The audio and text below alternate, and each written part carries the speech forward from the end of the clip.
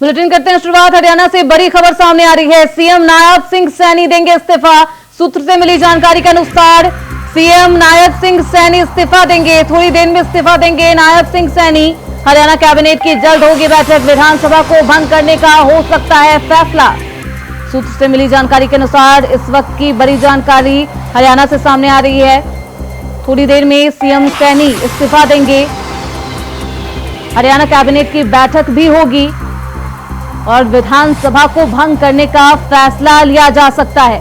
तो इस वक्त की अहम जानकारी हरियाणा से सामने आ रही है। कुछ ही दिनों बाद हरियाणा में विधानसभा चुनाव होने हैं। उससे पहले एक बड़ी जानकारी सामने आ रही है। हरियाणा के मुख्यमंत्री नायब सिंह सैनी इस्तीफा देंगे। सूत्र से मिली जानकारी के अनुसार थोड़ी देर में इस्तीफा दे सकते हैं नायब सिंह सैनी। हरियाणा कैबिनेट की जल्द होगी बैठक। विधानसभा को भंग करने का भी फैसला लिया जा सकता है। तो 90 सीटों पर विधानसभा चुनाव होने हैं। कुछ दिन ही बाकी है विधानसभा चुनाव में और उससे पहले सीएम नायब सिंह सैनी इस्तीफा देंगे। सूत्र से मिली जानकारी के अनुसार हम आपको बता रहे हैं थोड़ी देर में इस्तीफा दे सकते हैं नायब सिंह सैनी। विधानसभा को भंग करने का भी फैसला लिया जा सकता है।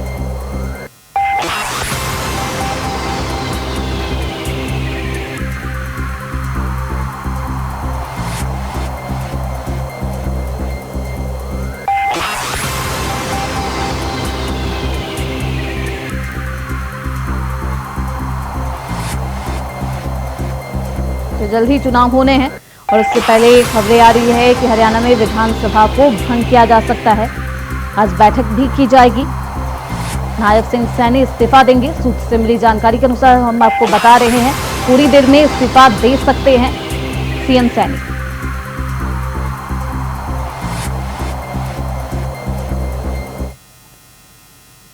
खबरों बढ़ते आगे। हरियाणा के पूर्व मुख्यमंत्री भूपेंद्र सिंह हुड्डा ने उम्मीद जताई है कि कांग्रेस और बीजेपी के बीच सीधा मुकाबला होगा। उन्होंने चुटकी लेते हुए कहा है कि वोट काटू पार्टियों के लिए कोई जगह नहीं। वोट काटुओं से बचकर रहना है। एक बार फिर बीजेपी वोट काटुओं से मिलकर साजिश रच रही है। 5 साल पहले इन्हीं वोट काटुओं के चलते हरियाणा में सरकार बीजेपी के पास चली गई थी। इस बार ऐसा नहीं होने देगा और बीजेपी ऐसा नहीं कर पाएगी क्योंकि इस बार कांग्रेस आ रही है।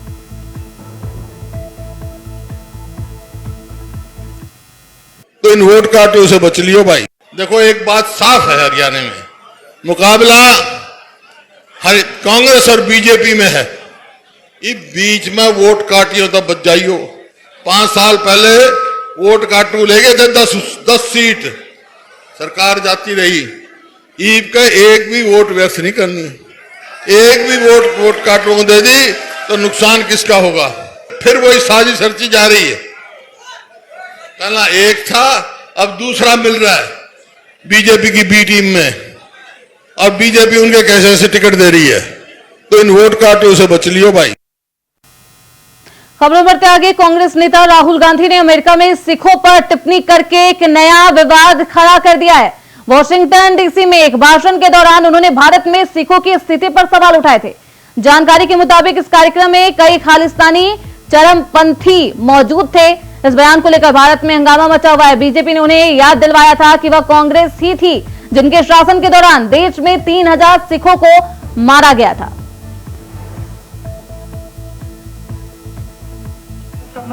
तो अब राहुल गांधी की टिप्पणी पर विवाद शुरू हो गया है। राहुल गांधी लगातार ऐसे बयान दे रहे हैं विदेश की सरजमी से जिसकी वजह से देश में सियासी पारा चरम पर पहुंच गया और अब राहुल गांधी ने सिख समुदाय को लेकर उनकी स्थिति को लेकर सवाल उठाए हैं।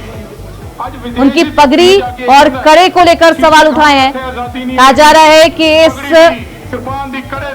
भाषण के दौरान कई खालिस्तानी समर्थक भी उस कार्यक्रम में मौजूद थे। तो इस बयान को लेकर भारत में हंगामा तेज है। बीजेपी ने उन्हें याद दिलवाया है कि उनके शासनकाल में क्या कुछ स्थिति थी, उनके शासन के दौरान किस तरीके से 3000 सिखों को मारा गया था। तो लगातार राहुल गांधी की टिप्पणी पर विवाद शुरू हो गया है। सिख समुदाय के लोग भी उनकी इस बयानबाजी से सहमति नहीं रखते हैं। तो राहुल गांधी ने जिस तरीके से सिख समुदाय को लेकर उनकी परिस्थिति को लेकर सवाल उठाया, उसको लेकर सिख समुदायों के बीच भी आक्रोश है। राहुल गांधी तो इस खबर पर ज्यादा जानकारी के साथ हमारे सहयोगी नितिन चौधरी दिल्ली से हम फोन लाइन पर जुड़ चुके हैं। सीधे रुख करते उनकी तरफ। नितिन, जिस तरीके का बयान राहुल गांधी विदेश की सरजमी से दे रहे हैं, उसे लेकर सियासत तो तेज है, लेकिन अब सिख समुदायों में भी आक्रोश है। देखिए श्रुति, बिल्कुल जिस तरीके से राहुल गांधी ने विदेश में जाकर एक बयान दिया था सिखों को लेकर, तो उसको देखते हुए तमाम जगहों पर धरना प्रदर्शन हो गया। लेकिन उसके बाद लगातार जो सिख धर्म के लोग हैं वो रोडों पे उतरे आए हैं। वो इस तरीके से बयानबाजी को लेकर काफी गुस्साओं में नजर आ रहे हैं। अभी कुछ ही देर पहले दिल्ली के अंदर भी लगातार जो सिख धर्म के लोग थे वो लगातार प्रोटेस्ट कर रहे हैं। राहुल गांधी से कह रहे हैं कि आखिरकार वो माफी मांगे। इस तरीके का जो है उन्होंने बयान दिया है सिखों को लेकर, पगड़ी पहनने को लेकर और जो कड़ा पहनने को लेकर, उनको कहा है कि विदेश में लोग जो है सुरक्षित नहीं है। लेकिन उसके बाद लगातार जो प्रोटेस्ट है वो काफी तेजी से नजर आ रहा है। तमाम जो सिख धर्म के लोग हैं, जो लोगों ने उन्होंने प्रोटेस्ट किया है, रोडों पे उतर आए हैं। भारतीय जनता पार्टी ने इस मुद्दे को काफी गर्माहट से जोरों से उतार दिया है। लेकिन उसके बाद भी लगातार सिख धर्म के लोगों का यही कहना है कि राहुल गांधी जिस तरीके से बयानबाजी दे रहे हैं, उनको जो है इस बयानबाजी पे या तो माफी मांगनी चाहिए, यदि माफी नहीं मांगते तो राहुल गांधी को इस चीज पे इस्तीफा देना चाहिए। जी बिल्कुल नितिन, जिस तरीके से राहुल गांधी ने सिखों के पगड़ी और कड़े पर सवाल उठाया है, तो ऐसी स्थिति है भारत में कि भारत में विमान में भी सफर करते हैं सिख समुदाय के लोग, तो कृपाल लेकर सफर कर सकते हैं। हेलमेट नहीं पहने, अगर वो पगड़ी पहने होते हैं तो हेलमेट नहीं पहनने की जरूरत होती है। ऐसी सारी सुविधाएं सिर्फ सिख समुदाय को मिली है। उसके बावजूद एक वरिष्ठ नेता है कांग्रेस के राहुल गांधी, नेता प्रतिपक्ष है राहुल गांधी, उसके बावजूद ये सारी जानकारी उनके पास होगी, उसके बावजूद इस तरीके की अगर टिप्पणी करते हैं वो, तो क्या कुछ संकेत जा रहा है लोगों के बीच? देखिए बिल्कुल जिस तरीके से सिख धर्म के लोगों को लेकर ये बयानबाजी राहुल गांधी कर रहे हैं, लगातार विदेशों में जाके जो बयान को दे रहे हैं कि सिख धर्म के लोग जो है सुरक्षित नहीं है, पगड़ी ना पहने, और लगातार कड़े को लेकर जो बयानबाजी दिया था राहुल गांधी ने, तो उसको देखते हुए कि नेता प्रतिपक्ष भी है राहुल गांधी में, लेकिन उसके बाद पूरी तरीके से यही देखा जाता है कि राहुल गांधी के बयान को लेकर कहीं ना कहीं सियासत जो है काफी जोरों से हो गई है। लगातार भारतीय जनता पार्टी ने इस मुद्दे को काफी गर्मा राहुल गांधी ने जिस तरीके से सिखों पर टिप्पणी की है, उससे सुन सिख समुदाय में भी आक्रोश है। बहुत शुक्रिया नितिन आपका इन तमाम जानकारियों के लिए। आप निगाह बनाए रखिए। खबरों बढ़ते आगे। सपा संस्थापक मुलायम सिंह यादव की छोटी बहू अपर्णा यादव ने उत्तर प्रदेश राज्य महिला आयोग के उपाध्यक्ष का पदभार ग्रहण कर लिया है। उन्होंने कहा है कि पद को लेकर उनकी कोई नाराजगी नहीं थी, आज राधा अष्टमी है इसलिए आज पद संभाला है। वहीं अपर्णा यादव ने सीएम योगी और गृह मंत्री अमित शाह का आभार भी जताया।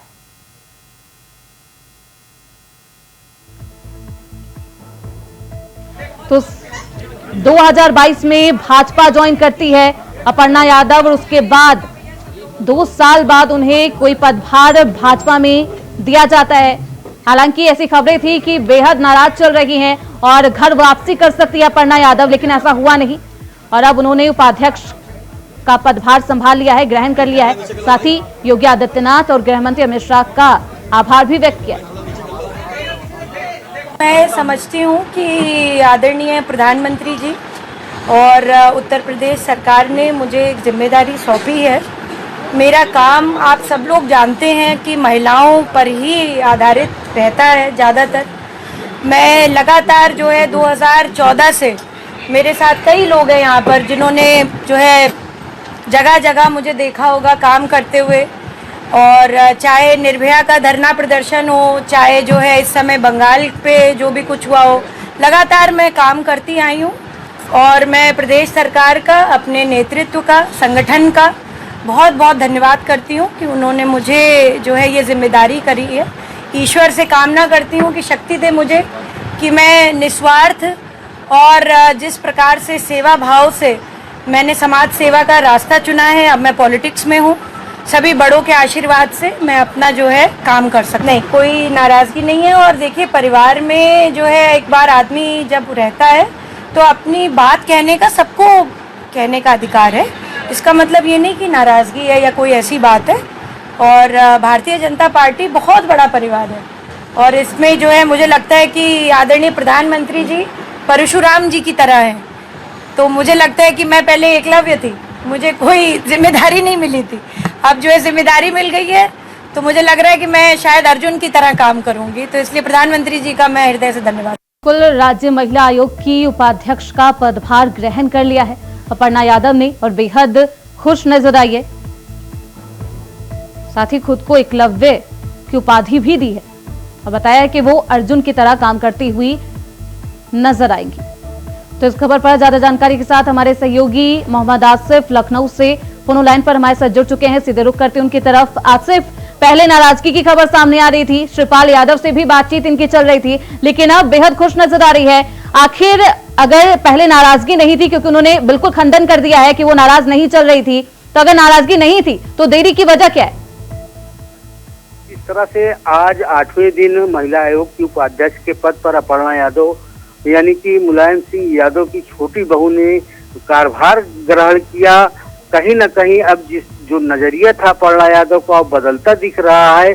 जिस तरह से महिला आयोग की उपाध्यक्ष चुने जाने के बाद नाराजगी की कयास लगाए जा रहे थे और साथ ही साथ इसी बीच अपर्णा यादव ने शिवपाल यादव से मुलाकात भी किया और इससे कहीं न कहीं एक एयर बनाने का काम हुआ कि अपर्णा यादव कहीं ऐसा तो नहीं कि अपने पुराने घर की वापसी करने वाली हैं। फिलहाल सूत्रों का कहना है कि गृह मंत्री अमित शाह ने अपर्णा यादव से फोन पर बात की और इसके अलावा यूपी सीएम योगी आदित्यनाथ से मुलाकात भी हुई। दोनों बड़े नेताओं से मिलने के बाद अपर्णा यादव ने आज जिस तरह से चार्ज लिया है, या कहा जा सकता है कि वह नाराज तो थी, लेकिन वह इस नाराजगी को कहीं जाहिर नहीं करने देना चाहती और जिस तरह से उन्होंने अपने आप को एकलव्य कहने की कोशिश की है कि उनका लक्ष्य क्या है। और कहीं न कहीं अपर्णा यादव महिला आयोग की उपाध्यक्ष जो चुनी गई हैं, उनका महिलाओं के प्रति एक मिशन चलता है, चाहे जनसेवा का हो या फिर ट्रस्ट के जरिए। और अब आज अपर्णा यादव ने 8 दिन बाद जिस तरह से चार्ज लिया है और यह कहने की कोशिश की बिल्कुल आसिफ, आपने सही कहा, महिलाओं के प्रति बेहद संवेदनशील रहती हैं अपर्णा यादव। ऐसे में महिला आयोग की उपाध्यक्ष का पदभार भी उन्होंने संभाल लिया है। बहुत शुक्रिया मोहम्मद आसिफ इन तमाम जानकारियों के लिए।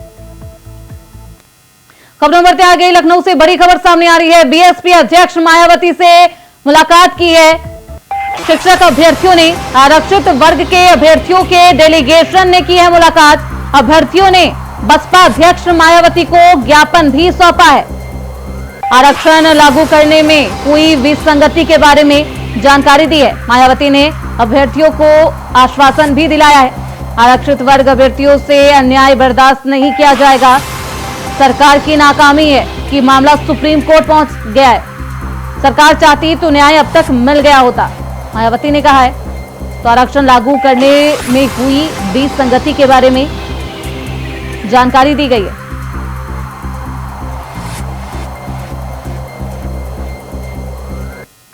तो मायावती ने अभ्यर्थियों को आश्वासन भी दिया है और न्याय की बात करती हुई नजर आई। खबरें बढ़ते आगे, शाहजहांपुर से बड़ी खबर सामने आ रही है। डिप्टी सीएम ब्रजेश पाठक का शाहजहांपुर का दौरा, सामुदायिक स्वास्थ्य केंद्र का निरीक्षण किया है। स्वास्थ्य अधिकारियों के साथ समीक्षा बैठक भी की है। डिप्टी सीएम ने राहुल गांधी पर निशाना साधा है। कहा राहुल गांधी विदेश में भारत विरोधी बयान दे रहे हैं। राहुल गांधी को जनता कभी माफ नहीं करेगी। तो राहुल गांधी लगातार विदेश दौरे पर है और ऐसे में उनके बयानबाजी भी सामने आ रहे हैं। और अब उप मुख्यमंत्री ने उनके इस बयान पर हमला बोला है। बाहर जब भी वो जाते हैं देश के खिलाफ ही बात करते हैं और प्रदेश की जनता, देश जनता अच्छी तरह कांग्रेस पार्टी को समझ चुकी है और आने वाले समय में कांग्रेस पार्टी को देश की जनता कभी माफ नहीं करेगी। इसी के साथ इस बुलेटिन में बस इतना ही। देखते रहिए इंडिया वॉइस।